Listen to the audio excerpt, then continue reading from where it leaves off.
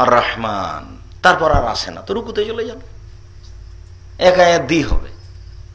আল্লাহ বলছেন তুমি পড়ো কোরআন মাজিদ থেকে যা সহজ হয়। তা আমার সহজ হয়েছে আর রহমান, আর নাই, তা আমি রুকুতে চলে যাব। আপনাকে এত কঠিন করতে বললো কে? ও তো হুজুর বলেছে যে ছি ছি ছি ছি, হামজার জায়গাতে আইন করেছে, এর পিছনে নামাজ হবে না।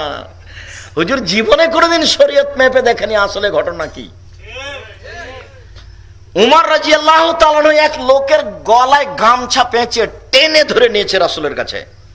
আল্লাহ রাসূল যেভাবে কোরআন মাজিদ পড়িয়েছেন তার উল্টা পড়ছে। তখন আল্লাহ রাসূল বলছেন ওকে আগে ছাড়ো তো, এভাবে ধরে নিয়ে ওকে আগে ছেড়ে দাও। ছেড়ে যখন দিয়েছেন পড়ো পড়ো তো কোরআন মাজিদ, তো পড়েছে পড়ে সূরা। উমর তুমি পড়ো তো, উমর পড়লেন রাদিয়াল্লাহু তাআলা। তখন আল্লাহ রাসূল বলছেন এটাও অবতীর্ণ হয়েছে, এটাও অবতীর্ণ হয়েছে। কোরআন মাজিদ অবতীর্ণ হয়েছে 7 লোগাতে। রংপুরের লোক বলছে অংপুর, রকে ওরা সরেও বলে অংপুর, আর আপনি বলছেন রংপুর, তো শব্দ তো একটাই, জি পানিহানি। সেই কোরআন যাদের উপরে নাযিল হয়েছে তারাও তো মানুষ না, তারা পশু। তো তারা তাদের ভাষাতে ধরে নিয়েছে কোরআনটা এরকম। তখন কেউ সদকে সিন ধরেছে, সিনকে সদ ধরেছে, ওভাবে পড়ছে। কোরআন মাজিদ 7 কেরাতে অবতীর্ণ হয়েছে সহজতার জন্য। আর হাফেজ সাহেব না বুঝা বলেছেন ছি ছি ছি, করলো কি রে। যখন কোরআন মাজিদ পিছনে আছে তখন থেকে ওরই নামাজ হয়নি, খালি ও টেনশনে চিন্তাই বই রাখে যে সালামের পরে কি বলবে। খুব ব্যস্ততার মধ্যে সালাত কেটেছে, সময় কেটেছে, সালাতই হয়নি তার। ও বলছে হয়নি এর। অত রাগ করলে হয়? আপনি একটু ঠান্ডা হন, নিজে কোরআন হাদিস বুঝেন না, মানুষের পিছনে অত দৌড়িয়ে বেড়ান কেন?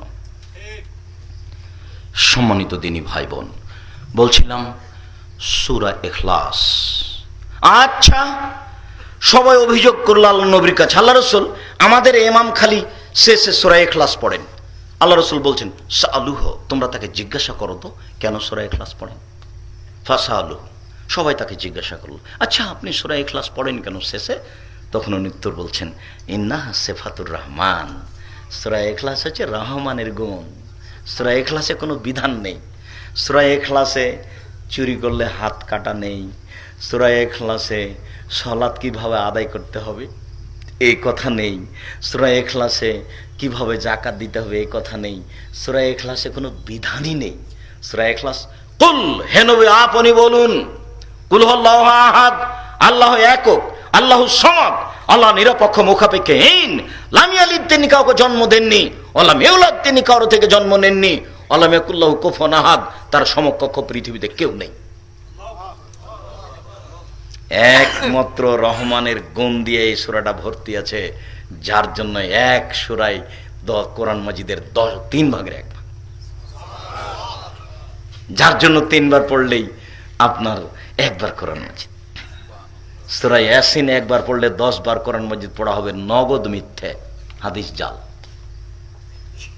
একটু পরে কথাটা আসছে কাছাকাছি, এর আগেই কথা শেষ করতে চেয়েছিলাম, কিভাবে একটু লম্বা হয়ে গেল।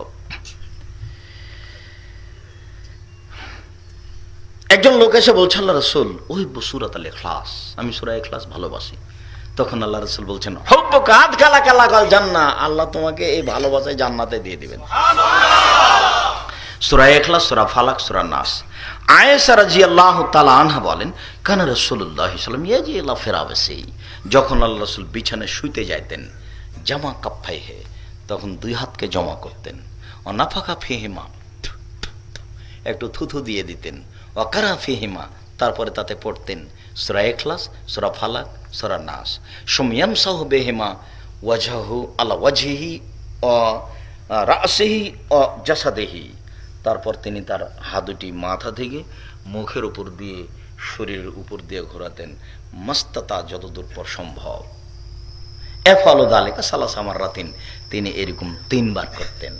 তাহলে আবার সূরা ইখলাস, সূরা ফালাক, সূরা নাস, শরীরের মাথা থেকে শুরু করে মুখের উপর দিয়ে শরীরের যতটুকু হাত যায়, যতটুকু সম্ভব। খোবাইব রাদিয়াল্লাহু তাআলা আনহু বলছেন, খারাজ না, আমরা বের হলাম, নাতলুবু রাসূলুল্লাহ সাল্লাল্লাহু আলাইহি ওয়াসাল্লাম, আল্লাহ রাসূলকে খুঁজছি, ফাদরাকনাহু, এক জায়গাতে আমরা তাকে পেয়ে গেছি যখন, তখন খুব বাতাস, খুব অন্ধকার। তখন তিনি বলছেন আমাকে, ইকরা, পড়ো। আমি বললাম, মা আকরা, কি পড়বো?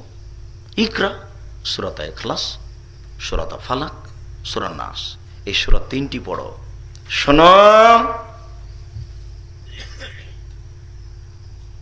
যখনই সন্ধ্যা করবে, যখনই সকাল করবে, তখনই 3 বার পড়বে, এইটা 3 বার, ওইটা 3 বার। ইয়াকফিকা মিন কুল্লি শাইইন, যে কোনো সমস্যার জন্য যথেষ্ট। যে কোনো সমস্যাকে সামনে রেখে পড়ো 3টে, সকাল সন্ধ্যায়, তোমার কোনো সমস্যা থাকবে না, যে কোনো সমস্যা। সূরা ইখলাস, সূরা ফালাক, সূরা নাস, 3 বার। ইখলাস, ফালাক, নাস, আবার ইখলাস, ফালাক, নাস, আবার ইখলাস, ফালাক, নাস। ফজরের সালাতে ফরজের পূর্বে সুন্নাত পড়তে না পারলে কখন পড়তে হবে? ফরজ হলেই সুন্নাত পড়বেন ফজরের। আর যদি তখন পড়তে না পারেন তাহলে সূর্য ওঠার পরে। জি, ফজরের ফরজ সালাতের পরেই ফজরের সুন্নাত পড়বেন।